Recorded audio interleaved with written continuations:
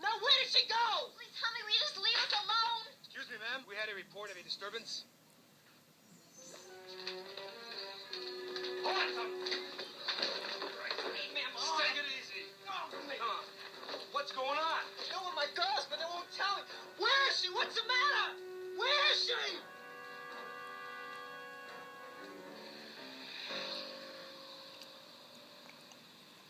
Seems to know his way around police stations. He listened to his rights, refused to make any statement. Then he asked us to call you. What's your story, Kelly? Can I talk to him? Sure. He's waiting for you. Thank you, Sid. Hey. Hi. Look who's in trouble again. I thought you were somewhere in the Far East. Yeah, I was till yesterday. Then I assigned myself a flight back home. In case they didn't tell you, I'm AWOL too. Well, maybe you better sit down and tell me the story.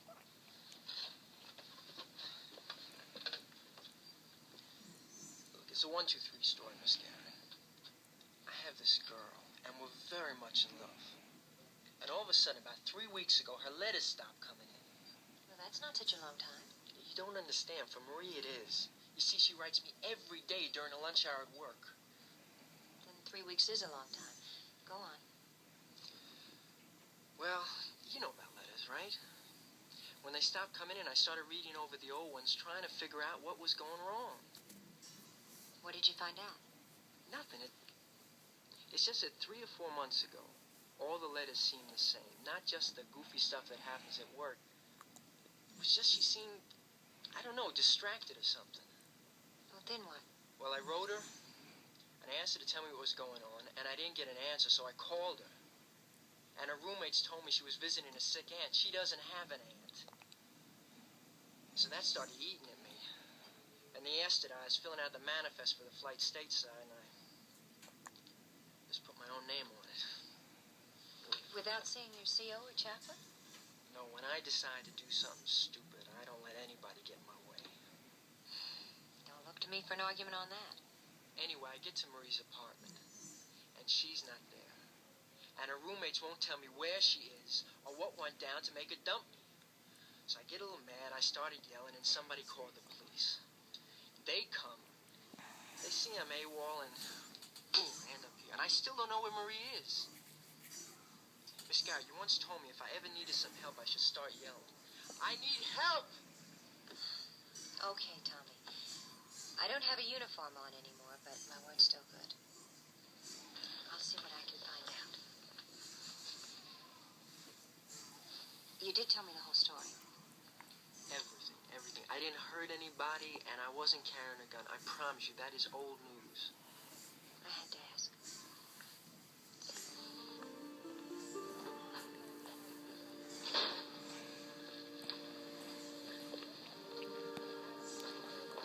Hey, excuse me. Wait a minute. Can we talk to you for a minute? You're a friend of Tommy's, aren't you? We saw you when we were giving our statements. Are you the girls in the apartment? I'm Sam, and this is Terry. Could we talk to you for a minute? What about? See, we don't want Tommy to get in trouble. Well, that's worth talking about. Let's go in here, okay?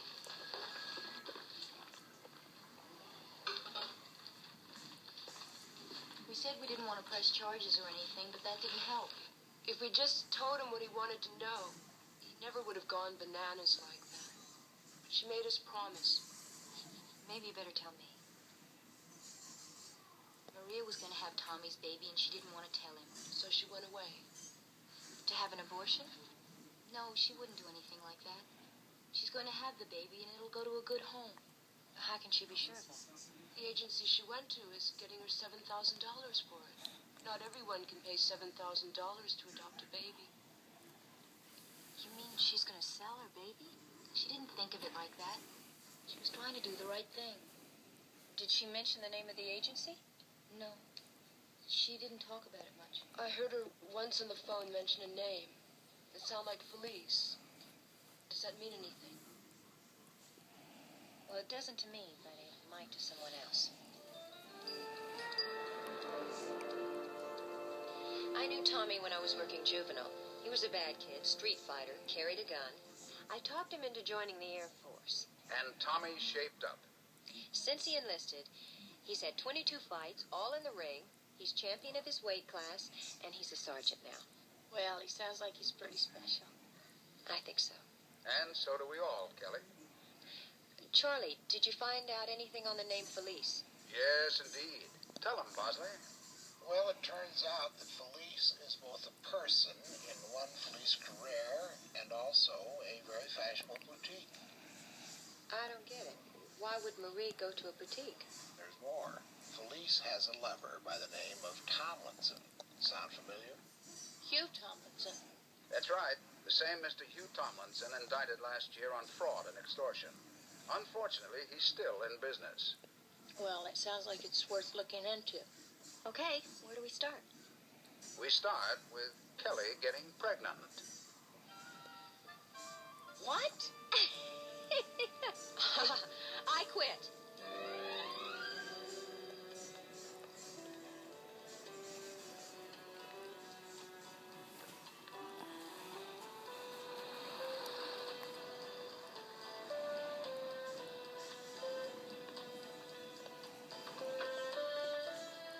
Bet your quarter she buys something. Oh, she's working.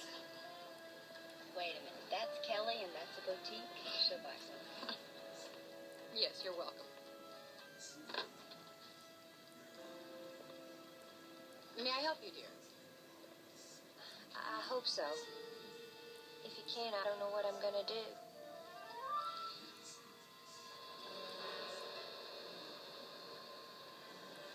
Well, she didn't buy anything, but it looks like they bought her.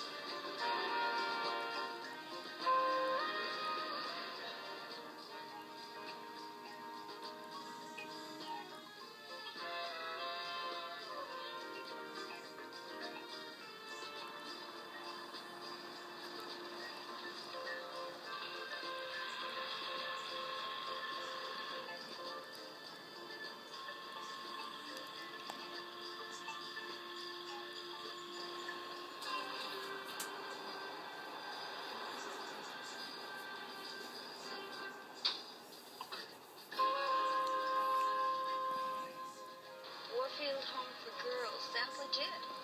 Yeah, but why does a girls' home need a guard? And, where are you from, Kelly? Beaumont, Texas. Well, up until about 7 months ago. She fell in love with a young man here. He pretended, but he really didn't love her. I'm sure you understand, Miss Keller. Only too well. That sort of thing is why we're here, Kelly. To help you young women in times like this. Well, once I sign that paper and agree to let you have my baby when it's born, what'll happen to it? I mean, what kind of people will it go to? Pose the exact same questions I'd ask if I were in your place, Kelly. That's why I brought you here. When you leave, you will have $3,000 in your purse. Part of the fee the adoptive parents will pay. Well, what's that got to do with the kind of people who have my baby? Well, if they can afford to pay more than $3,000 to adopt a child, they'll certainly give it proper medical care and schooling. Don't you think? I guess so. Rich people wouldn't want a baby without education or who's sick. Exactly. You sign this and we'll get you to your room.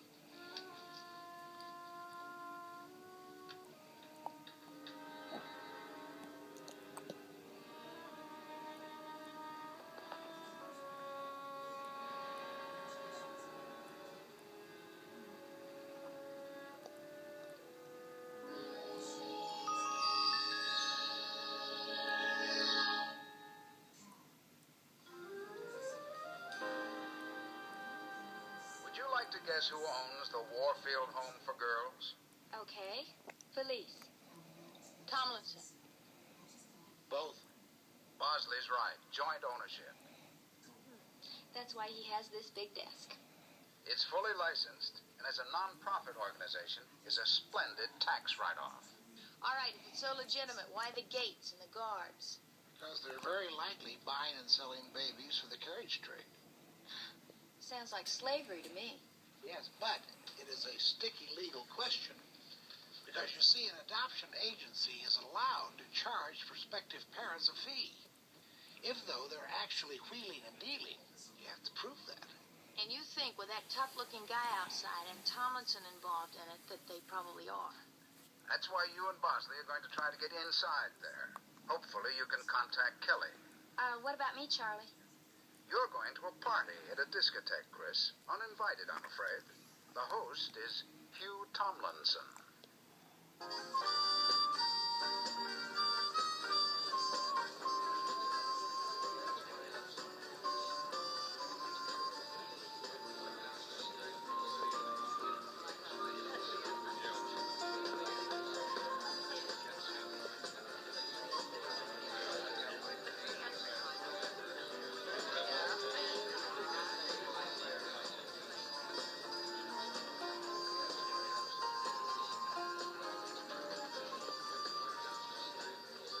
Who are you? Chris Monroe, who are you? I'm Hugh Tomlinson. I own this place. What or who brought you to my party? Look, you know I crashed, and I know I crashed. Would you like me to leave? No, I don't want you to leave. I'd just like to know how you managed it.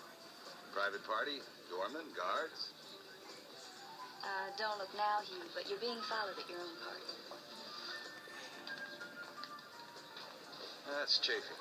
He's doing his job. Which is To protect me. from girls like me. Maybe. But you still didn't tell me how you got in. Well, I was at another party, and I overheard some guests coming to this one, so I just joined them.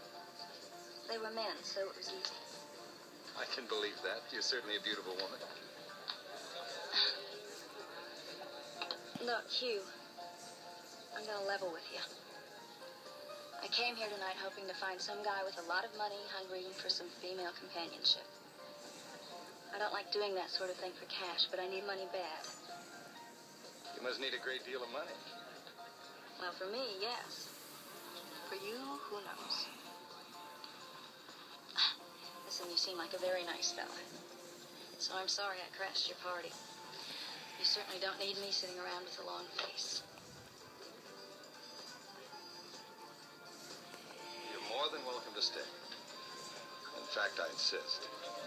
Well, thanks. But no thanks. Look, I'm not a pro. I'm just a little down on myself, that's all. Nevertheless, I might know a way that you can get the money you need.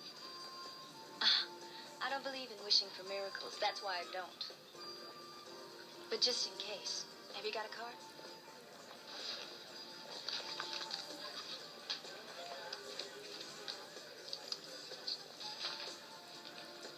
Here's a number where you can reach me.